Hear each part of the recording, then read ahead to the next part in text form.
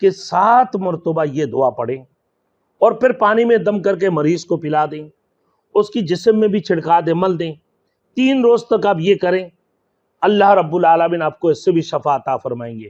ایک مرتبہ لکھ کر مریض کو دے دیں اور مریض کاغذ کی ٹکڑے کو، چھوٹا سا ٹکڑا، اس کو چبا کے نگل لے اور اس کی پانی کو بھی پی لے۔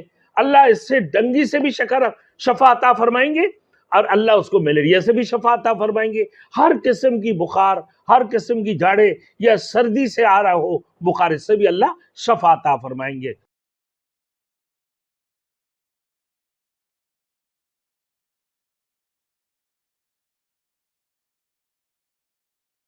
Thanks for watching. Don't forget to like, comment, share and subscribe to Maulana Habibullah Rouhani Official.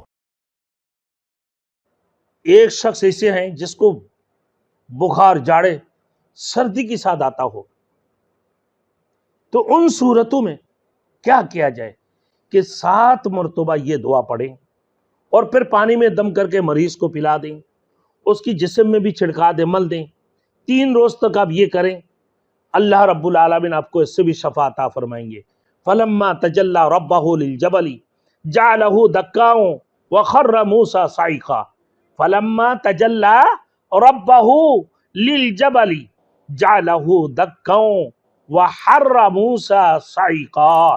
یہ بخار، سردی کے ساتھ بخار آتا ہو، جسے ملیریا والی بخار ہے، ڈینگی والی بخار بھی ہے میرے دوستوں، تو ان صورتوں میں اب یہ میرے دوستوں، یہ تو ایک فرمولہ میں نے آپ کو بتا دیا۔ دوسرے یہ بھی بخار کے لیے فرمولہ ہے میرے دوستوں، یہ دیکھیں کہ بخار ان صورتوں میں کہ ڈینگی بخار ہو گئی، صبح کو ایک چھوٹی سی کاغذ کے اوپر بسم اللہ الرحمن الرحیم آپ زعفران سے لکھ لیں نا، قلنا یا نار کونی بردا وسلاما علی ابراہیم وسلاما علی ابراہیم، لکھ کر پانی سے دھو کر مریض کو پلا دیں۔ پھر شام کی وقت میں میرے دوستوں ایک چھوٹی سی کاغذ لے لیں اور اس میں بھی بسم اللہ لکھیں، بسم اللہ لکھ کر پھر سلام قولا من رب الرحیم ایک مرتبہ لکھ کر مریض کو دے دیں اور مریض کاغذ کی ٹکڑے کو، چھوٹا سا ٹکڑا، اس کو چبا کے نگل لے اور اس کی پانی کو بھی پی لے۔ اللہ اس سے ڈنگی سے بھی شفا عطا فرمائیں گے اور اللہ اس کو ملیریا سے بھی شفا عطا فرمائیں گے۔ ہر قسم کی بخار، ہر قسم کی جھاڑے یا سردی سے آ رہا ہو بخار، اس سے بھی اللہ شفا عطا فرمائیں گے۔ تو لہٰذا میرے دوستوں، ہم ایک پرامن شہری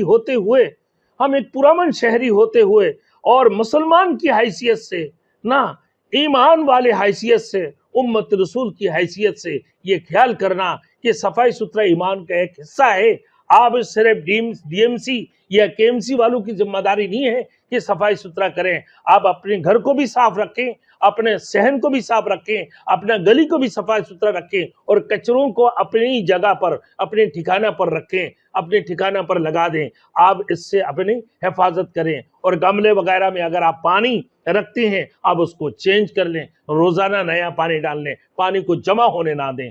اسی طریقے سے آپ جب عمل کریں گے، اللہ اس قسم کی بیماریوں سے، اس قسم کی ڈینگیوں سے، نہ ہر قسم کی بیماریوں سے اللہ رب العالمین سب کو نجات عطا فرمائیں گے۔ آپ کو بھی اور آپ کی مسلمان بھائیوں کو بھی، آپ ایک دوسرے کے ہمدرد بنیں گے، آپ صفائی ستھرا رکھیں گے تو یقیناً اللہ کی مدد آئے گی، اس میں کوئی شک نہیں ہے۔ اللہ ہم سب کو عمل کرنے کی توفیق عطا فرمائے۔